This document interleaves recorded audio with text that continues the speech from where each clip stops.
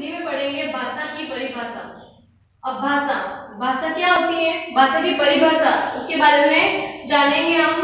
भाषा वह साधन है जिसके द्वारा हम अपने विचारों का आदान प्रदान करते हैं। अब इसके कहने का मतलब क्या है कि भाषा, अब जो हम बोलते हैं, जैसे मैं आपको पढ़ा रही हूँ, ये भाषा के द्वारा मैं पढ़ा रही हूँ, आप मेरी भाषा को सुन रहे हैं, समझ रहे हैं, तो इसको हम भाषा कहेंगे। यानी अपने विचारों को, अपने मन की बातों को, अपनी कोई भी बात को किसी के सामने रखना, अपने विचार प्रकट करना। तो आदान प्रदान, प्रदान का मतलब आदान यानी कि आप जो मुझे बताएंगे, और प्रदान यानी मैं आपसे जो बात कहूंगी, ये होता है विचारों का आदान प्रदान, यानी कि लेना देना। जैसे मतलब कोई भी बात हो, मैं आपसे कुछ पूछूंगी, जैसे मैं आपको क्वेश्चन करती हूँ, आप आंसर करते हैं, तो ये है आदान प्रदान, अपने विचारों को प्रकट करना। अब भाषा के दो रूप होते हैं, मौखिक भाषा और लिखित भाषा।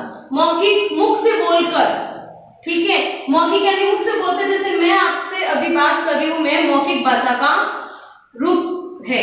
और ये जो मैंने लिखा है बोर्ड पे, ये है लिखित भाषा का, यानी लिखकर मैंने आपको यहाँ जो लिख के बताया है वो है लिखित भाषा का, और मैं जो आपको अभी बता रही हूँ बोलकर, वो है मौखिक भाषा का रूप। तो यहाँ पे दो और भी भाषाएं होती है, सांकेतिक भाषा यानी इशारों से। आपने कभी देखा होगा कि ट्रैफिक पुलिस वाले आपको क्या कहेंगे, सांकेतिक भाषा देते हैं। वो बोलते हैं, ऐसा नहीं कि वो नहीं बोलते, वो बोलते हैं, लेकिन उनकी संकेत की भाषा होती है, जैसे right, left, up and down, lights, ये सब वो बताते हैं, वो हाथ से इशारे करते हैं। तो उनके इशारे जो होते हैं वो है सांकेतिक भाषा। और जो है ना, कभी जो बोल नहीं पाते, मुख बधिर होते हैं, वो सब कौन सी लैंग्वेज यूज करते हैं, ये सांकेतिक भाषा वाली।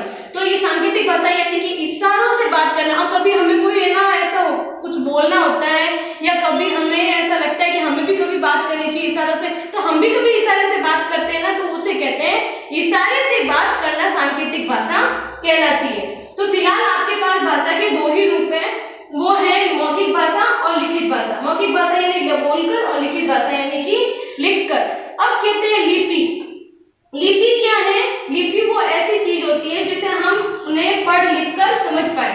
अगर हमारे पास लिपि नहीं होगी तो हम ना तो मौखिक द्वारा और ना लिखित द्वारा अपनी भाषा का आदान प्रदान और या हम प्रकट कर सकते हैं अपने विचारों को। तो लिपि का होना बहुत जरूरी है। और हमारे लिए लिपि कौन सी होती है? जो हम जो अपनी जो राष्ट्रभाषा वो है हिंदी, अपनी भाषा होती है हिंदी।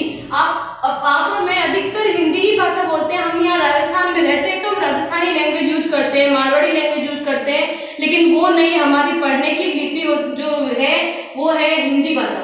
तब हिंदी भाषा की लिपि कौन सी लिखी जाती है? देवनागरी लिपि। तो उस हिसाब से देवनागरी लिपि हो तो हम ये लिपि के द्वारा भाषा का ज्ञान कर पाएंगे, नहीं तो नहीं कर पाएंगे। और व्याकरण की बात आती है, व्याकरण की पूरी बुक है अपने पास में। जब तक व्याकरण का ज्ञान हम क्यों करते हैं? व्याकरण का ज्ञान हम इसलिए करते हैं ताकि हम हिंदी भाषा को समझ पाए। भाषा है, उसमें और भी विलोम और पर्यायवाची, ये सब क्या है? हिंदी भाषा के रूप है। अब अगर हिंदी को अच्छे से अपने को सीखना है तो व्याकरण का ज्ञान लेना बहुत जरूरी है। और वो भी कौन सा? शुद्ध ज्ञान। व्याकरण जो बुक होती है अपने पढ़ाने के लिए वो है शुद्ध भाषा। अगर व्याकरण नहीं होती तो हम हिंदी को नहीं समझ पाते। आप देखना कभी कि कविता होती है या फिर कोई पाठ होता है, उसमें ना जो वर्ड होता है वो उस वर्ड के बहुत सारे मतलब निकलते हैं। जैसे कि एक वर्ड है, जैसे मान लो फूल है तो उसका होता है कुसुम, सुमन, पुष्प। तो अब आपको कोई जरूरी थोड़ी है कि उसमें फूल ही लिखा हो, नहीं, कभी कभी उसमें सुमन भी लिखा आ जाता है, कभी पुष्प भी लिखा आ जाता है। तो उसको हमें समझने के लिए व्याकरण का ज्ञान होना चाहिए, यानी पर्यायवाची का ज्ञान होना चाहिए। तो ये सब चीजें किसमें आती है? व्याकरण में। तो व्याकरण क्या हुआ? हिंदी भाषा, यानी भाषा को समझने का शुद्ध रूप। अगर व्याकरण नहीं होती तो हम हिंदी को नहीं समझ पाते। तो आज के लिए हमारे पास आपका अच्छा सा टॉपिक था भाषा की परिभाषा, जो मैं एक बार वापस पढ़ देती हूँ। भाषा वह साधन है, साधन यानी सुविधा, जिसके द्वारा हम अपने विचारों का आदान और प्रदान करते हैं, यानी एक दूसरे की भाषा को समझते हैं, एक दूसरे की बात को मन से सामने वाले को प्रकट करते हैं, उसकी बात हम जानते हैं, इसको भाषा कहते हैं। और भाषा भी कभी हम बोल के बताते हैं, कभी लिख के बताते हैं। लिखने का कौन सा हुआ? जब हम कुछ भी लिखते हैं वो है लिखित रूप, और जब मौखिक हम जब कुछ बात बोलते हैं, एक दूसरे से बातचीत करते हैं, वो है मौखिक भाषा। और सांकेतिक भी मैंने आपको बताया कि इशारों से समझाना, इशारों से बात करना, वो है सांकेतिक। ये है मुख्य बधिरों के लिए। कभी कभी ट्रैफिक पुलिस वाले भी आपको मैंने एग्जाम्पल पहले दे दिया, और कभी कभी आप और मैं खेलते खेलते भी कभी कभी हम कोई भाषा, सांकेतिक भाषा का यूज करते हैं। तो आज के लिए हमारे लिए इतना बहुत है।